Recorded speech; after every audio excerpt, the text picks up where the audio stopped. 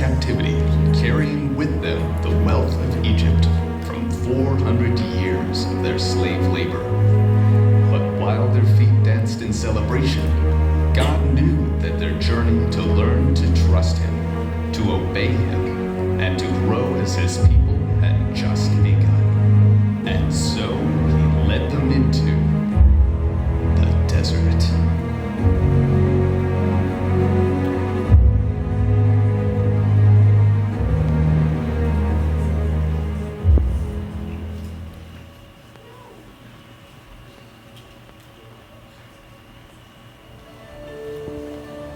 God did not lead them along the main road, even though that was the shortest route to the promised land.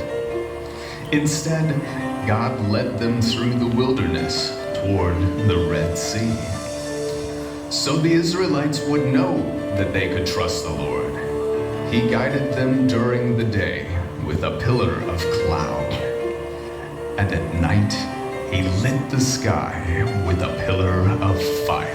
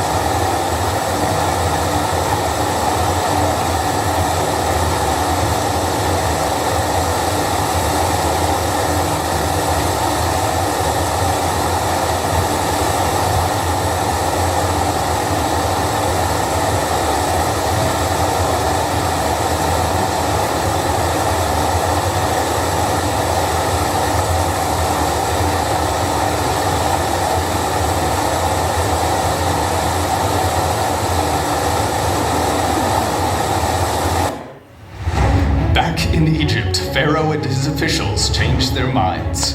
"What are we doing?" they said, "letting all those Israelite slaves get away?" So Pharaoh harnessed his chariot and called up his troops. He took with him 600 of Egypt's best chariots, along with the rest of the chariots of Egypt. As Pharaoh approached, the people of Israel looked up and panicked when they saw the Egyptians overtaking them. They forgot that they could trust God to take care of them. They said to Moses, "Why did you bring us out here to die in the wilderness? Why did you make us leave? Didn't we tell you that this would happen while we were still in Egypt? It's better to be a slave in Egypt than dead in the wilderness." But Moses said to the people, Don't be afraid. Just stand still and watch the Lord rescue you. The Egyptians you see today, you will never see again. Then Moses stretched his arm over the sea, and the Lord opened up a path through the water with a strong east wind. And the Israelites crossed on dry land. So the Israelites saw once again that the Lord would provide for them and take care of them even when it seemed impossible.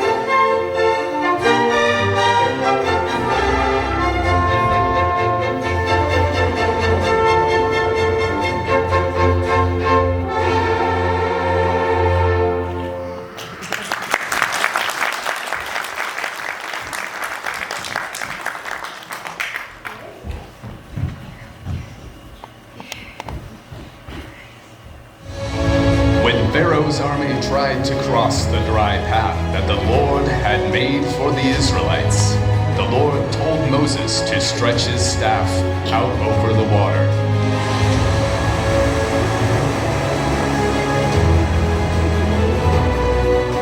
And the Egyptians were no more.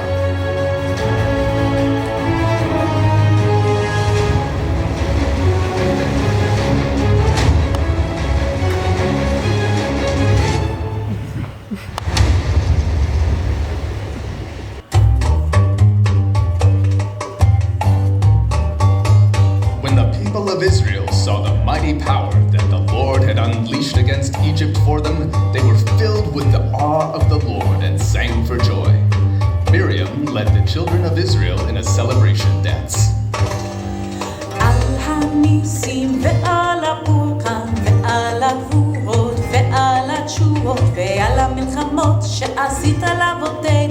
בימים ההם בזמן הזה על הניסים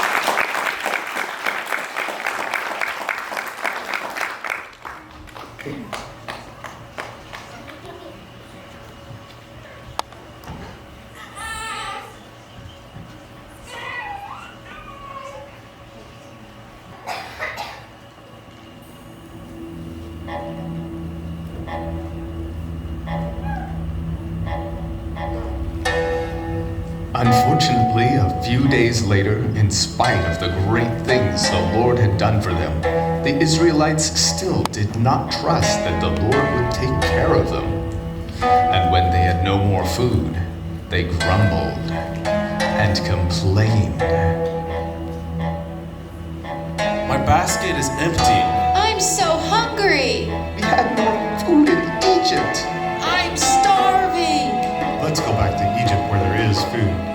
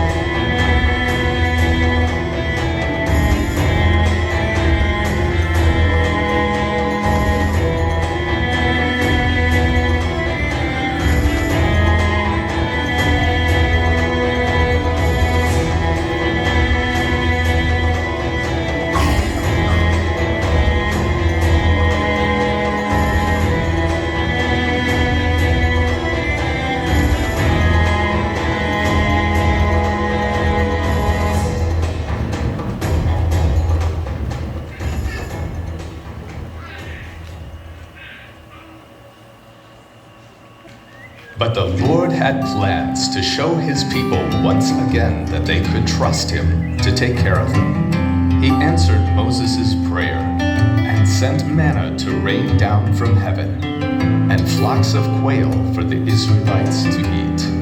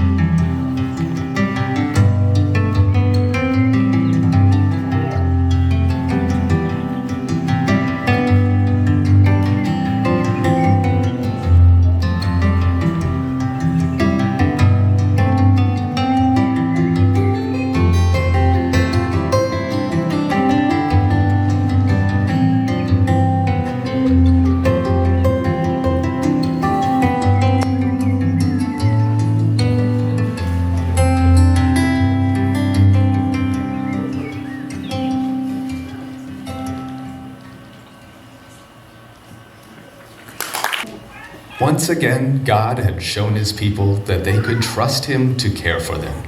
He had guided them in the desert, saved them from Pharaoh's chariots, and even filled their bellies with food in the middle of the desert. Even though the Israelites still had many lessons to learn on their long journey, they were well on their way in knowing how to live and trust Him as His special people.